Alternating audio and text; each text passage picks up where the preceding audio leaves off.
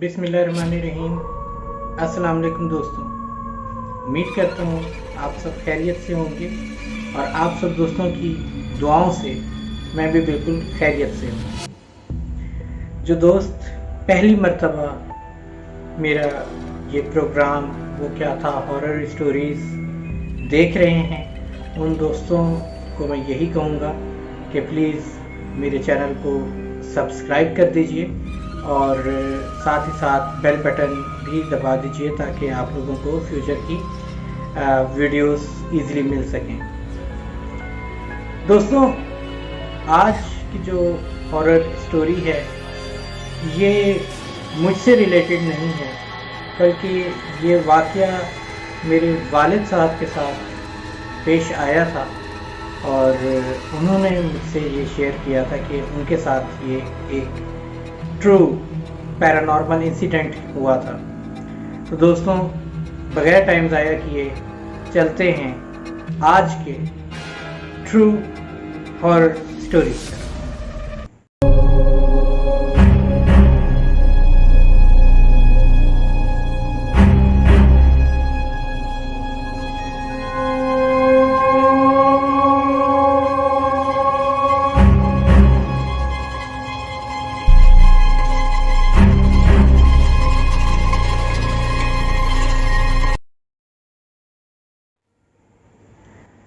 दोस्तों, मेरे वाले साहब ने बताया मुझे कि शुरू के टाइम था, वो उनको जॉब के सिलसिले में समुंदरी एक जगह है, फैसलाबाद के करीब में एक जगह है, समुंदरी कहलाती है। जो दोस्त पंजाब से ताल्लुक़ रखते हैं उनको ये समझ आ गई होगी कि किस जगह की मैं बात कर रहा हूँ, कौन सी सिटी की बात मैं कर रहा हूँ। तो समुंदरी का ये वाक़या है और मेरे वालिद समुंदरी में जॉब के सिलसिले में शिफ्ट हुए और उन्होंने वहाँ पर एक घर रेंट कर लिया, क्योंकि उनकी जो जॉब थी उस सिलसिले में उनको वहीं पर रहना था और वो उनकी अपनी सिटी भी नहीं थी, तो अकेले थे। उनको रहने के लिए एक घर की तलाश थी। उन्होंने कुछ प्रॉपर्टी डीलर्स वगैरह के साथ राब्ते किए और एक प्रॉपर्टी डीलर ने उनको मुख्तलिफ घर दिखलाए होंगे। उनमें से एक घर जो था वो काफ़ी ज़्यादा मुनासिब कीमत के अंदर मेरे वालिद बताते हैं कि मिल रहा था, तो मेरे फादर ने उसको चूज़ कर लिया। वो उस घर में शिफ्ट हो गए। अब थे अकेले, तो कोई उनके साथ कोई ऐसा सामान वगैरह भी नहीं था।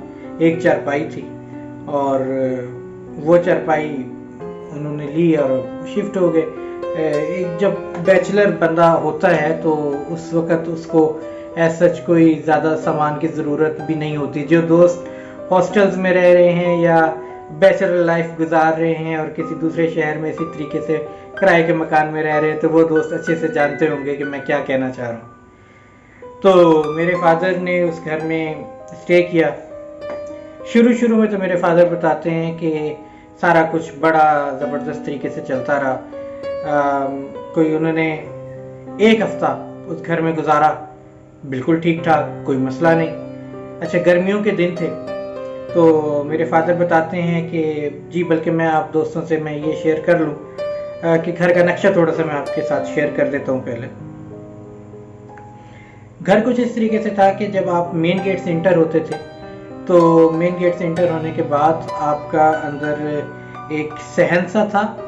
सहन मतलब उसकी छत नहीं होती है, एक सहन सा होता है, डायरेक्ट आसमान के नीचे का एरिया होता है, फर्श पक्का था। बाकी फिर उसके अंदर एक बरामदा सा था। बरामदा उसको कहते हैं जो सहन के साथ अटैच होता है। उसकी एक साइड ओपन होती है बाहर की तरफ, लेकिन उस पर छत पड़ी हुई होती है। बरामदे के साथ अंदर दो कमरे थे। एक कमरा जो था वो खुला हुआ था और एक कमरा जो था वो जो मालिक मकान था उसने उसकी चाबी, उस पर ताला लगाया हुआ था, उसकी चाबी नहीं दी थी मेरे फादर को। मेरे फादर ने जब पूछा था तो उन्होंने बस एक टालने वाली बात होती है, तो वो मालिक मकान ने कुछ इस तरीके से बात की थी कि भाई ये दरवाज़ा कभी ना खोलने की कोशिश करना, इस दरवाजे के अंदर हमारा कुछ सामान वगैरह रखा हुआ है। मेरे फादर कहते हैं कि मैंने भी कोई इतना खास नोटिस नहीं लिया उस चीज़ को। उसके अलावा सहन के बिल्कुल साथ में, सहन में से ही ओपन सीढ़ियाँ होती हैं अगर आप अभी भी चले जाएं मुख्तलिफ पंजाब के या तो छोटे शहरों में चले जाएं या गांव वगैरह में चले जाएं, तो सहन से सीधी सीढ़ियां छत की तरफ जा रही होती हैं, ओपन होती हैं। हमारी तरह नहीं, जैसे शहरों के अंदर हमारी तो आजकल सीढ़ियां ही वो हो गई है ना कि वो छत के अंदर वो भी ढकी हुई हैं, घर के अंदर से इस तरह सीढ़ियाँ जा रही हैं। हम वो मॉडर्न बंगलों का जो स्टाइल होता है उस तरीके की नहीं बात कर रहा। मैं ये बात कर रहा हूँ कि ओपन सीढ़ियाँ थी, तो वो सीढ़ियाँ इस तरीके से सहन में से ही सीधी ऊपर छत पे जा रही थी। सिंगल स्टोरी मकान था, एक साइड पे किचन था, वॉशरूम भी था, सब सहन के अंदर था। अच्छा, एक हफ्ता खैर खैरियत से गुजर गया उस घर में शिफ्ट हुए हुए। मेरे फादर क्या बताते हैं कि मैं सुबह चला जाता था जॉब पर, शाम को मैं घर वापस आता था। घर आकर मैं जस्ट सिंपल सोने के लिए आता था, खाना वगैरह खाकर रात को मैं आता था। आके मैं थोड़ी देर नमाज वगैरह पढ़कर और कह रहे हैं कि कुरान पाक की तो तिलावत वगैरह किया करता था। उसके बाद मैं सोने के लिए लेट जाता था, मैं सो जाया करता था। यही मेरी रूटीन चल रही थी। अच्छा, एक चीज़ जो फादर बताते थे कि एक चीज़ जो वो नोट कर रहे थे वो ये कि जब भी वो घर से निकलते थे, घर में आ रहे होते थे, तो जो आसपास के मोहल्ले के जो लोग थे उनको बड़ी अजीब नज़रों से देखा करते थे। जिस चीज़ की उन्हें समझ नहीं आ रही थी, उनको ये था कि शायद लोगों को बाज़ वक़्त मायूब लगता है कि यार एक लड़का, एक जवान इंसान जो है ये बैचलर है, कंवारा है, ये यहाँ पर रह रहा है, तो लोगों को थोड़ा सा उन लोगों से थोड़ा मतलब ऐसे छड़ों का एक वर्ड यूज़ होता है, ऐसे लोगों से जो है थोड़ी प्रॉब्लम रहती है ना। तो मेरे फादर सोच रहे थे कि शायद इस वजह से ना ये लोग मुझे बड़ी अजीब नज़रों से देखते हैं, तो शायद इन लोगों को मेरा यहाँ रहना पसंद नहीं है। लेकिन फादर इग्नोर कर देते थे कि भाई ठीक है, क्या किया जा सकता है, रहना तो है मैंने यहाँ पर।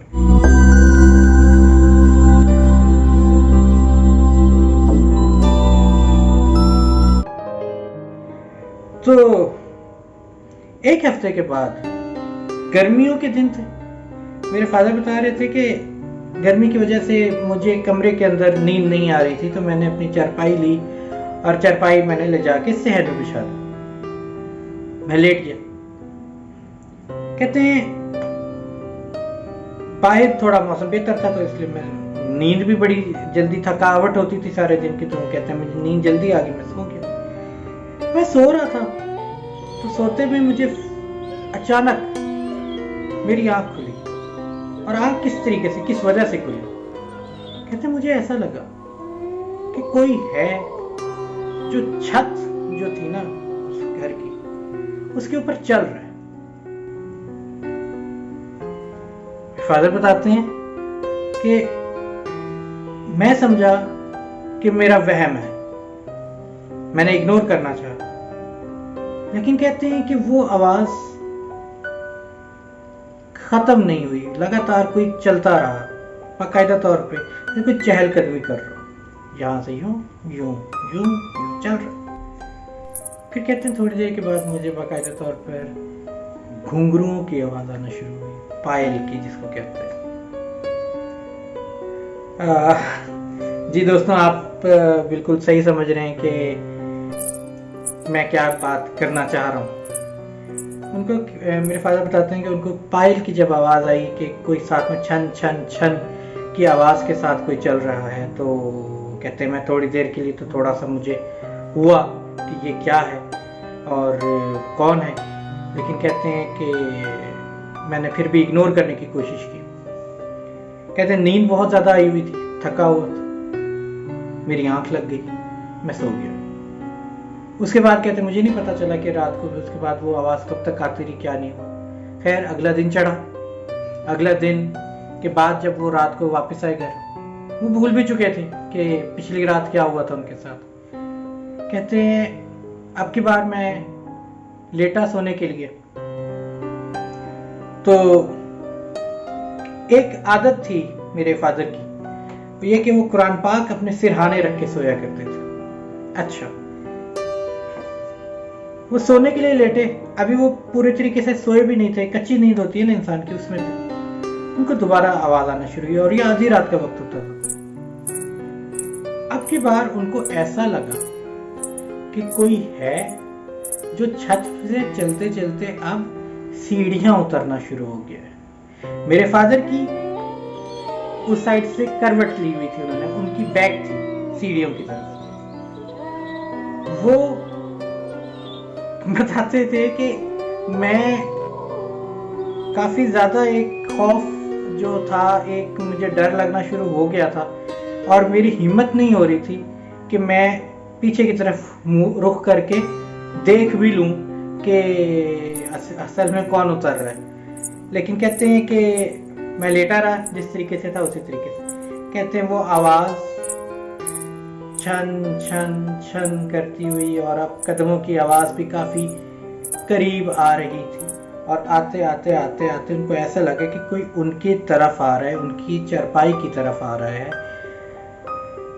दोस्तों बंदा अगर थोड़ा सा इमेजिन कर लेना तो खौफ तारी हो जाता है इंसान पे कि अल्लाह ना करे। आप दोस्त सोचें जरा एक सेकंड के लिए, अगर मेरे फादर की जगह इस वक्त आप लोग उस जगह पर मौजूद हों और आप लोगों के पास इसी तरीके से छन छन छन करके कोई चीज आ रही हो, कोई कदमों की आवाज आ रही हो, जबकि आप घर में अकेले हों, तो आपको कैसा लगेगा?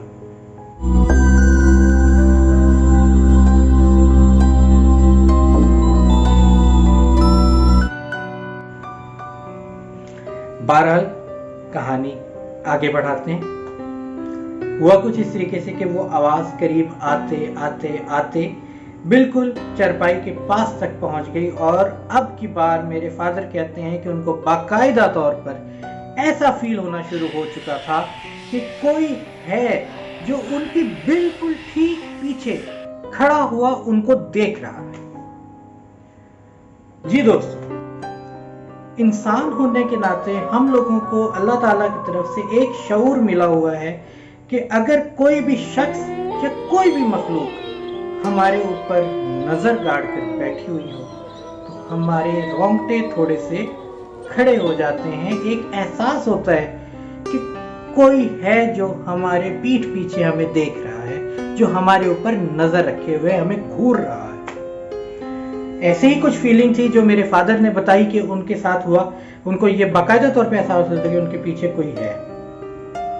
दोस्तों मेरे फादर ने तो वो सब फील किया, मैं तो आप दोस्तों से ये बात शेयर कर रहा हूं और मुझे शेयर करते हुए ही मेरे रोंगटे खड़े हो गए हैं। यकीनन वो एक कैफियत बहुत ही अजीब कैफियत होगी और बहुत ही एक हिम्मत वाला इंसान हो वही वो सब बर्दाश्त कर सकता है। और अल्हम्दुलिल्लाह मेरे फादर एक बहुत बाहिम्मत इंसान थे, इसमें कोई शक नहीं। जो लोग मेरे फादर को जानते हैं वो दोस्त इस चीज की गवाही देंगे।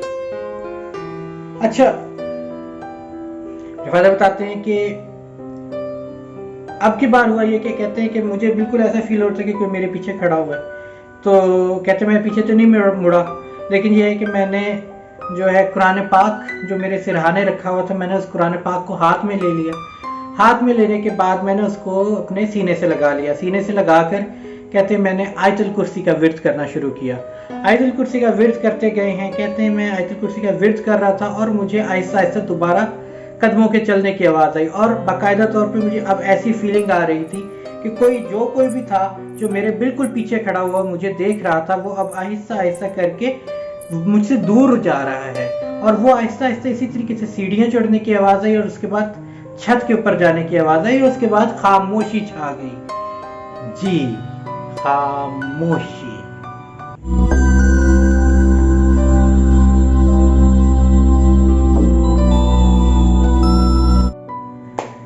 दोस्तों मेरे फादर कहते हैं कि वो रात उनसे दोबारा सोया नहीं गया। वो रात भर जाग कर उन्होंने पहले वजू किया, वजू करके उन्होंने सारी रात नमाज वगैरह कुछ पढ़ी और साथ में कुरान पाक की तलावत करते रहे ताकि उनकी रात गुजर जाए। फजर का वक्त हुआ और फजर के वक्त नमाज पढ़ने के बाद थोड़ी देर के लिए अगर उनकी आंख लगी तो लगी। अगले दिन वो फिर घर वापस आए। अब की बार ये सोच कर आए कि अल्लाह करे कि ये मेरा वहम ही हो, कोई ऐसी बात ना हो। हालांकि हर चीज वो बड़े अच्छे से एक्सपीरियंस कर चुके थे। वो रात वो सो तो गए और अभी तक कुछ हुआ नहीं था। मेरे वालिद बताते हैं कि आधी रात से ज़्यादा का वक्त गुजर चुका था, फजर का वक्त करीब था। उस वक्त दोबारा तौर पर उनको ऐसी फीलिंग आई कि कोई उतर रहा है, और अब के बार वो उनके पिछली साइड पर नहीं था। वो जिस साइड पर करवट लेकर थे वो मखलूक उसी तरफ आई, और बहुत तेजी से वो मखलूक उनके सामने से गुजर गई। बाकी वो जिस तरीके से चल रही थी वो था, लेकिन जब वो उनके सामने से गुजरी है तो बहुत स्पीड में गुजरी। तो मेरे वालिद बताते हैं कि उन्होंने एक ह्योला सा देखा था जो सफ़ेद रंग के कोई कपड़ा सा था, लिबास सा था, जिसके अंदर कोई था, और वो बड़ी तेजी से उनके सामने से छन छन छन छन छन छन छन छन करता हुआ करके गुजर के उस कमरे की तरफ चला गया जिस कमरे पे ताला लगा हुआ था।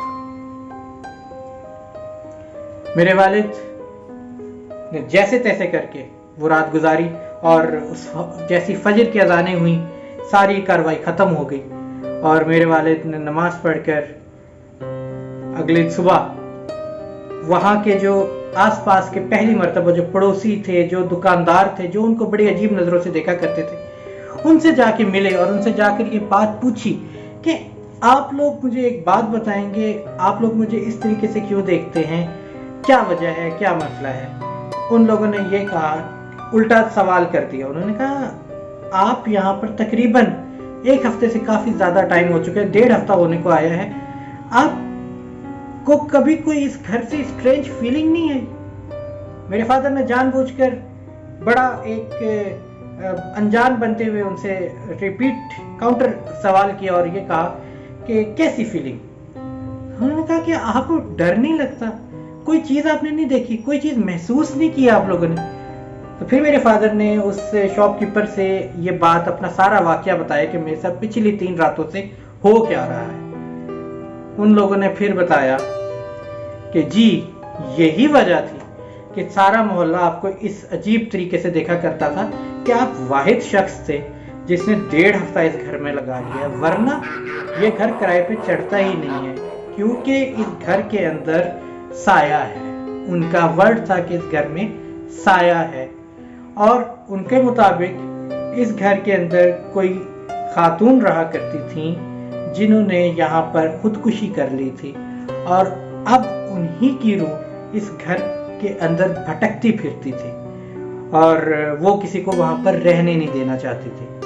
वो दुकानदार का ये भी कहना था, उस मोहल्लेदार का कहना ये भी था कि यहाँ पर जो भी आया है 1 से मैक्सिमम 2 रातों से ज़्यादा नहीं टिक पाया, चला गया। आप वाहिद इंसान हैं जो 1.5 हफ्ते से यहाँ पर मौजूद थे, इसीलिए हम सब आपको हैरान होकर देख रहे होते थे कि आप यहाँ पर कैसे मौजूद हैं। मेरे फादर ने बताया कि 1 हफ्ते तक तो मेरे साथ कोई सीन ही नहीं हुआ, 1 हफ्ते के बाद ये परसों से मेरे साथ ये सब मसला हो रहा है, और आज रात तो मेरे साथ ये हो गया। उन्होंने कहा आपकी बेहतरी इसी में है कि आप ये घर जितनी जल्दी हो सके खाली कर दें, क्योंकि यहाँ पर रहने वाला कोई भी शख्स को वो जानी नुकसान भी पहुँचा सकती है, और माजी में उसने इस तरीके की हरकत की भी है।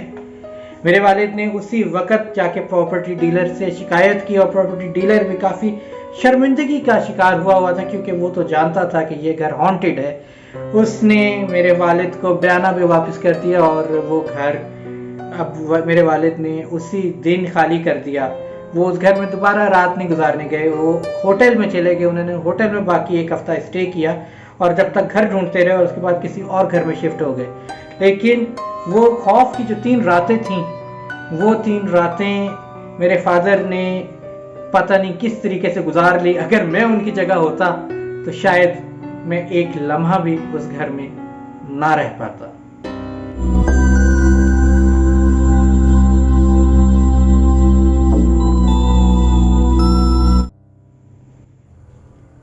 जी दोस्तों, तो ये था आज का सच्चा एक नाकाबिले फरामोश वाक़या जो मेरे वालिद साहब के साथ पेश आया था। दोस्तों, आपने तमाम वाक़या गौर से सुना होगा, और अब आप ही दोस्त ये बता सकते हैं कि आखिर वो क्या था। अपनी फीडबैक हम तक ज़रूर पहुंचाइएगा, और आपके फीडबैक का बहुत बेचैनी से इंतज़ार रहेगा। साथ ही साथ आज की वीडियो पसंद आ गई हो तो लाइक कर दीजिएगा, शेयर कर दीजिएगा और कमेंट सेक्शन में कमेंट्स ज़रूर करिएगा। साथ मैं ये भी कहता चलूँ आप दोस्तों से कि जिन दोस्तों ने अपनी ज़िंदगी में पेश आने वाला कोई ऐसा ही पैरानॉर्मल इंसिडेंट शेयर करना है तो वो हमारे साथ बिल्कुल शेयर कर सकता है।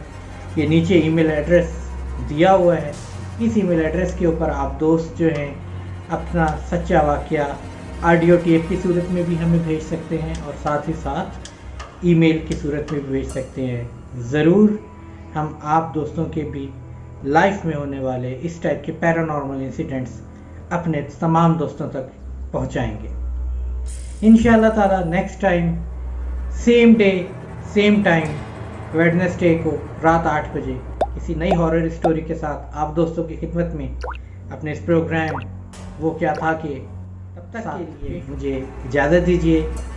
अल्लाह हाफ़िज़।